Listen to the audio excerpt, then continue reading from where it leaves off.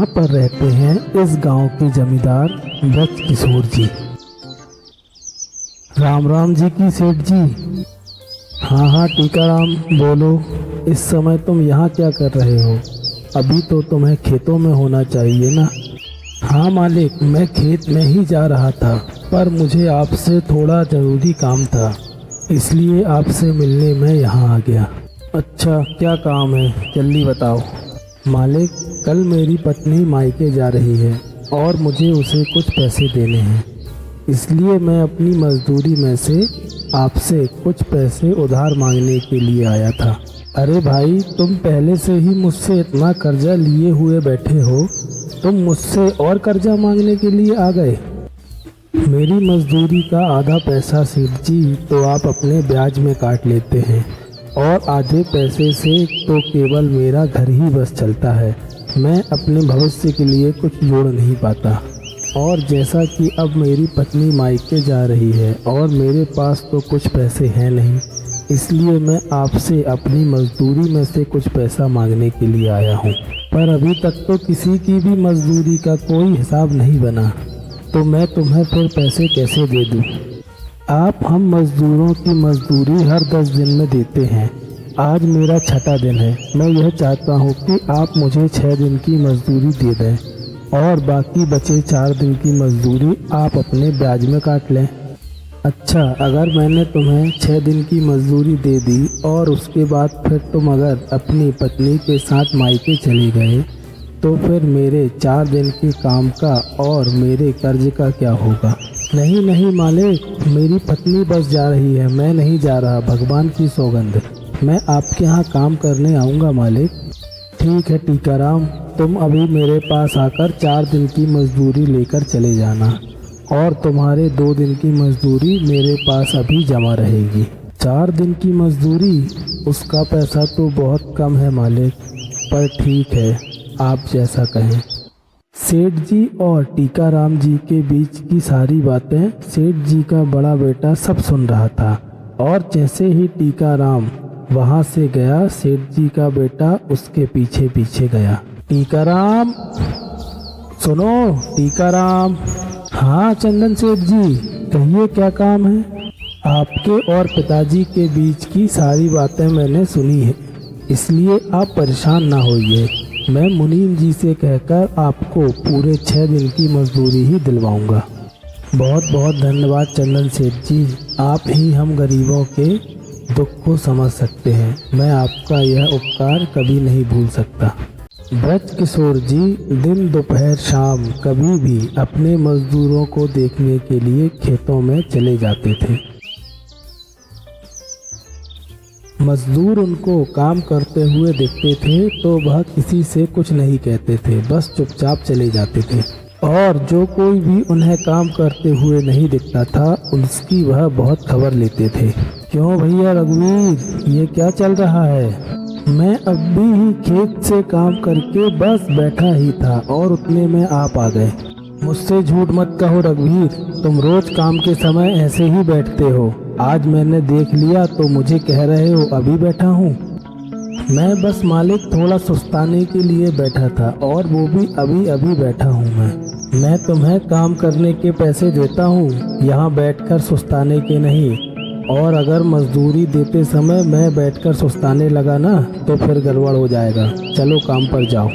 उसके बाद सेठ जी आगे चले जाते हैं और रघुवीर भी खेतों की तरफ निकल जाता है। मुनीम जी, मैं अपने मजदूरों को इतना डांटता चिल्लाता हूँ और चिल्ला चिल्ला कर काम करवाता हूँ, उसके बाद भी मेरा यह गोदाम कभी भरता ही नहीं।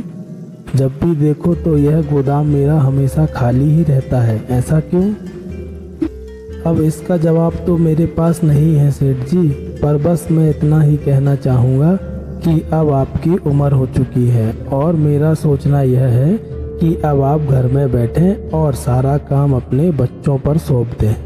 वैसे आपका कहना तो बिल्कुल सही है मुनीम जी, पर मैं क्या करूं, मेरे दोनों बेटे इतने सीधे हैं कि मुझे यह लगता है कि जितना अनाज अभी आ रहा है, मैं इतना मजदूरों को डांटता हूं, फटकारता हूं, यदि यह मैंने अपने बच्चों पर सौंप दिया तो कहो यह अनाज भी आना बंद हो जाए। यहाँ के मजदूर बहुत कामचोर हैं, जब तक उनके पीछे ना लगो ना तो तब तक तो यह काम ही नहीं करते।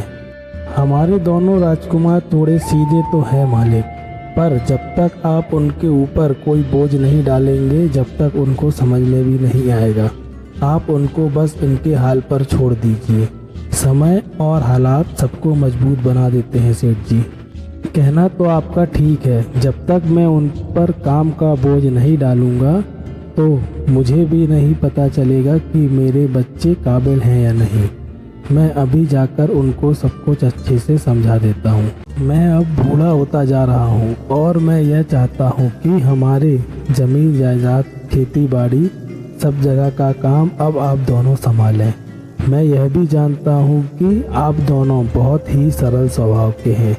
आपको अपना स्वभाव थोड़ा बदलना होगा, क्योंकि हमारे यहाँ के जो मजदूर हैं वह सीधे तरीके से काम करना नहीं जानते। जब तक हम उनके पीछे ना लगें, उनको डांट फटकार ना लगाएं, तब तक वह अच्छे से काम नहीं करते। और आपका यह सरल स्वभाव कल के लिए हमारी खेती के लिए नुकसानदायक ना हो, इसलिए मैं आपको यह सलाह दे रहा हूँ। आप बिल्कुल भी चिंता ना करें पिताजी, आप बस हमें सारा काम सौंप दें। हम आपके जैसे ही मजदूरों पर अपना रोब बनाए रखेंगे और उनसे बढ़िया से काम करवाएंगे। दोनों ही बेटे अपने पिता की आज्ञा अनुसार अपने खेतों में जाने लगे और मजदूरों की देखरेख करने लगे। अरे भैया, रघुवीर भैया नजर नहीं आ रहे, कहाँ गए? रघुवीर तो अभी खाना खाने के लिए गया है भैया। अच्छा, और आपका खाना पीना हो गया भैया? आपने खाना खा लिया है? नहीं भैया, अभी नहीं, बस मेरा थोड़ा सा काम और बचा है। जैसे ही वह मैं पूरा कर लेता हूँ मैं खाना खा लूँगा भैया। आप भी भैया पहले खाना खा लो, काम तो होता रहेगा। सेहत का ख्याल रखना बहुत ज़रूरी है। ठीक है भैया? जी भैया, बस अभी खा लेता हूँ। दोनों भाइयों के इतने सरल स्वभाव के कारण वह अपने मजदूरों से बहुत घुल मिल गए थे और मजदूर भी उनके इस व्यवहार से बहुत ज़्यादा खुश थे। ऐसे ही हंसी मजाक में दिन बीतते गए और फिर फसल कटाई के दिन आ गए।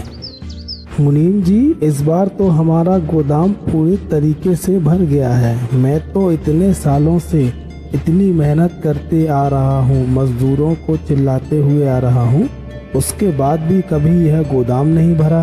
कह तो आप बिल्कुल सही रहे हैं सेठ जी। मैं आपके पास इतने सालों से काम करते हुए आ रहा हूँ, पर मैंने अभी तक अपना गोदाम इतना भरा हुआ नहीं देखा। ऐसा तो नहीं कि इस साल फसल ज़्यादा अच्छी हुई हो? अरे मुंशी के बच्चे, फसल तो हर साल ही हमारी अच्छी होती है। इस बार कारण कुछ और है। और तभी अपने कंधे पे गेहूं की बोरी रखे हुए रघुवीर गोदाम में आता है। रघुवीर, गेहूं की बोरी रखकर यहाँ पर आओ जरा। हाँ मालिक। कहिए मालिक, क्या काम है?